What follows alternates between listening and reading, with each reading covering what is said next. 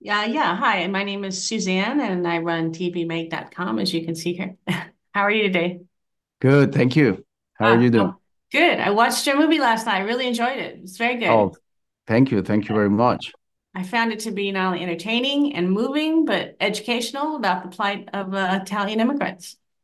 Yeah, So, as do you think people will see the parallels to the way Italians were treated and how some people treat immigrants today?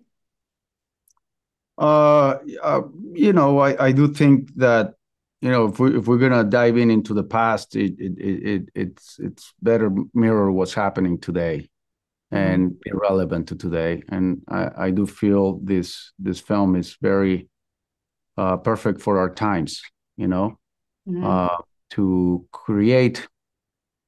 I think the film proposes a conversation, a social dialogue about a very important issue that must be discussed, but with understanding and compassion. It's very easy to judge. Hmm. So, one of the things that I take away from the way Cabrini lived her life is she had a constant message of love more and judge less, and Hmm. that was her motto. That's how she was able to achieve so much, and she had a very strong drive to fight for the voiceless. And she And literally fought with her last breath, it seemed like. yeah, yeah. Um, why do you think people keep making the same mistakes, especially in the US, and having the same prejudices when it comes to immigrants? Well, that I don't know, but you can always look at it from two ways because think about it. Cabrini came here with nothing. There was a lot of racism and discrimination against her. But even with all of that, the country is so great that she was able to build an empire as big as the Rockefellers. Hmm. I myself came here with nothing, not knowing English, and I was able to get an education and, you know, become a filmmaker.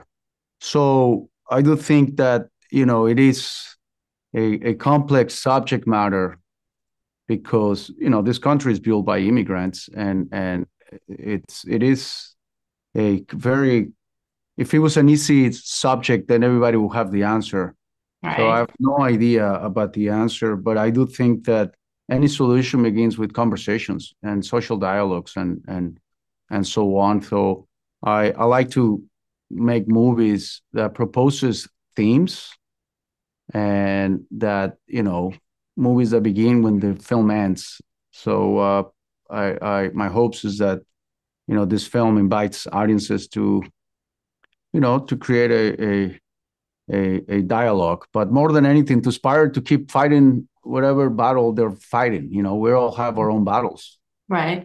Whether it's, whether you're an immigrant trying to figure out how you're gonna stay on this country or so on, or you're fighting, a deadly disease. Hmm. The battles can, everybody has their own battle.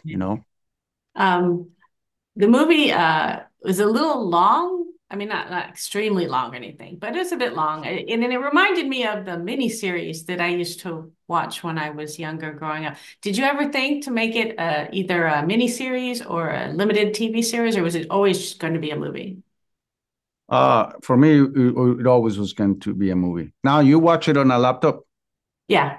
Yeah. So if it's, I It's invite big. everybody to Yeah. go watch it on the big screen. Yeah, I Um, would love to do that. It looks the photography is so beautiful and it's such an epic yeah, story. yeah, it's a different experience Sure. than watching it on a small screen.